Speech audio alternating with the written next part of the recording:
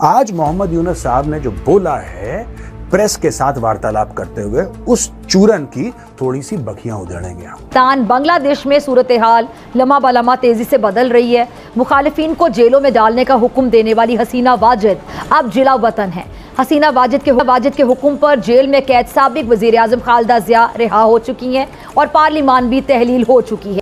तू दुनिया का वो अजूबा है जिसे तेरा बाप देखता होगा तो कहता होगा काश उस रात मैं जल्दी क्यों ना सो गया।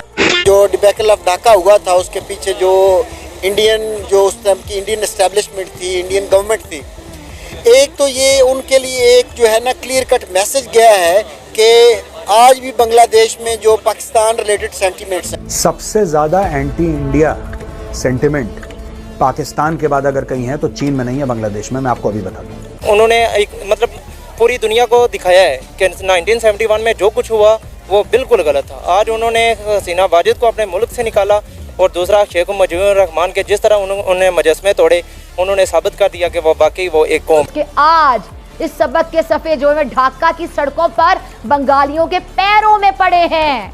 गजबनाक बंगालियों ने कुछ न छोड़ा।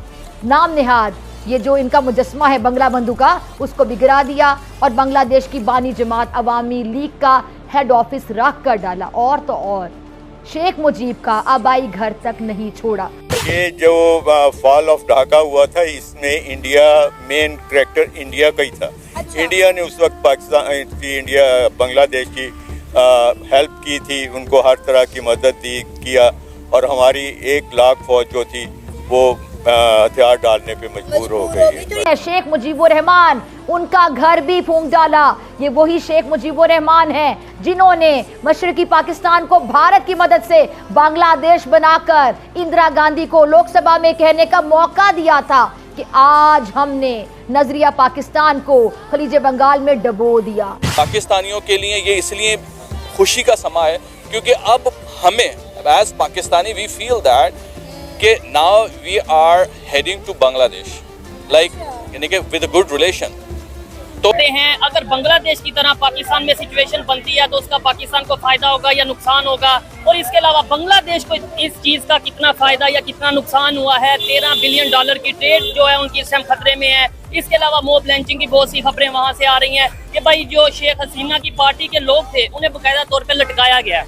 ये शेख हसीना के कुछ लॉयल मिलिट्री ऑफिसर्स लगातार शिकायत कर रहे थे चाइना से कि भाईजान जो हमने आपसे हवाई जहाज खरीदे हैं, जो हमने आपसे शिप्स खरीदे हैं, जो हमने आपसे वेपन्स खरीदे हैं, आर्टिलरी खरीदी है, राइफल्स खरीदी हैं, वो सब कबाड़ा हैं। That's all bloody junk, they don't fire.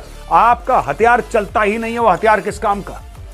और जब उन्होंने बोला कि आप इसको ठीक करके दीजिए, चीन ने बोला और पैसा चाहिए, और पैसा लाओ तब हम देंगे। हसीना वाजिद जो थी वो प्रो इंडियन थी, ठीक है।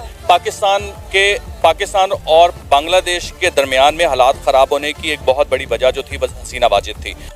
भाई साहब इतना आसान है, ये इतना आसान है। आपको लग रहा है ये बिल्कुल कोई मालपुआ है जो खा गया? नहीं, ये बाहर से मैन्युफैक्चर करा गया। ये जो पूरा प्रोटेस्ट है दोस्तों, ये ऑर्गेनिक नहीं है।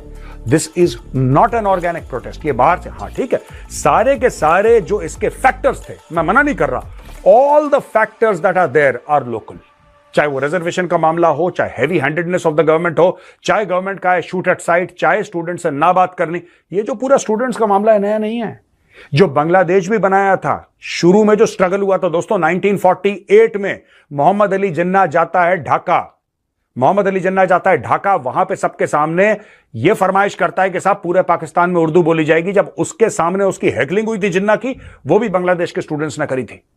वो ना सिर्फ प्रो इंडियन थी बल्कि एक डिक्टेटर भी थी क्योंकि उसने बहुत लंबा अरसा बांग्लादेश पे हुकूमत की है। ना सिर्फ हुकूमत की बल्कि अपने मुखालिफिन को उसने बिहाइंड द बार्स उसने धकेल दिया। आप खालिदा जिया को देख लें, आप जमात इस्लामी के जो लीडरान थे जिनको फांसी दे दी गई थी, वो सब कार्रवाइयाँ जो थी वो हसीना वाजिद की। इंक्लूडिंग दैट इलेक्शन जिसमें शेख मुजीबुर रहमान को एब्सोल्यूट मेजॉरिटी मिली थी और जुल्फिकार अली भुट्टो ने मना कर दिया था कि नहीं जाओ, आपको नहीं बनाते हम प्रधानमंत्री पाकिस्तान का।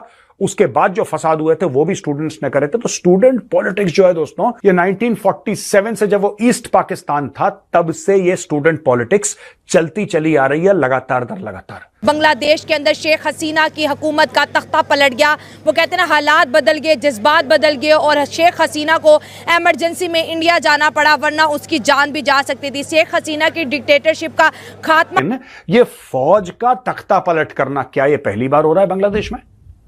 नहीं दोस्तों, आपको पता है 1971 में बांग्लादेश बना था और जिसने बांग्लादेश बनाया शेख मुजीबुर रहमान, इस फौज ने उसी मुजीबुर रहमान की हत्या कर दी थी। इंडिया जो है बांग्लादेश के अंदर जो पीस को प्रमोट करेगा, नई गवर्नमेंट को प्रमोट करेगा, क्या वो जो बांग्लादेशी लोग हैं जब भी बांग्लादेश के अंदर हालात बिगड़ते हैं तो वो बॉर्डर क्रॉस करके फटाफट इंडिया में जाना शुरू करते हैं, तो कहीं ना कहीं उनकी टेंशन भी तो बढ़ गई ना। दोस्तों, बांग्लादेश में भारत और हिंदुओं को लेकर नफरत कोई नई बात नहीं है। जब जब बांग्लादेश के लोगों को ये मौका मिलता है तब तब वो अपने एंटी इंडिया चेहरे को दुनिया के सामने जरूर दिखाते हैं। जैसे कि हाल ही में हुआ इंडिया और साउथ अफ्रीका की मैच को ही ले लीजिए, जिसमें बांग्लादेश के लोग खुलकर साउथ अफ्रीका को सपोर्ट कर रहे थे और इंडिया के जीतने पर वो इंडिया को गाली देकर अपने दुख जाहिर कर रहे थे। बावजूद इसके कि आज हजारों नहीं लाखों की संख्या में बांग्लादेश के लोग भारत में काम कर रहे हैं। और ऐसा भी नहीं है कि ये सब लोग वीज़ा लेकर भारत में आए हैं। कुछ लोग तो टूरिस्ट वीज़ा के ऊपर भारत आते हैं और वीज़ा ख़त्म होने के बाद वापस वो बांग्लादेश जाते ही नहीं, यहीं पर अपने घर बसा लेते, यहीं पर रहते, यहीं पर काम करते हैं। और उसके बाद भी बांग्लादेश में हिंदुओं के प्रति इतना नफरत है। जब जब बांग्लादेश के लोगों को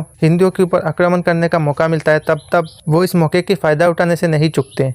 जैसे कि आज से 2 साल पहले दुर्गा पूजा की पंडाल में एक किताब को रख दिया जाता है और फिर कुछ जिहादी मानसिकता के लोग आते हैं, दुर्गा पूजा के पंडाल को तोड़ते हैं, वहाँ की मूर्तियाँ को तोड़ते हैं, लोगों को मारपीट करते हैं और बाद में ये पता चलता है कि किताब रखने वाला उनका अपना आदमी है। और अब तो इन्होंने एक पूरा का पूरा प्री प्लान करके ये काम किया है। प्रोटेस्ट के आड़ में ये लोग हिंदुओं की दुकानों को लूट रहे हैं, उनके घरों को जला रहे हैं और कुछ ऐसे वीडियो भी सामने आया है जहाँ पर औरतों के साथ दुष्कर्म करके उनके पूरे परिवार को एक साथ मार दिया गया है।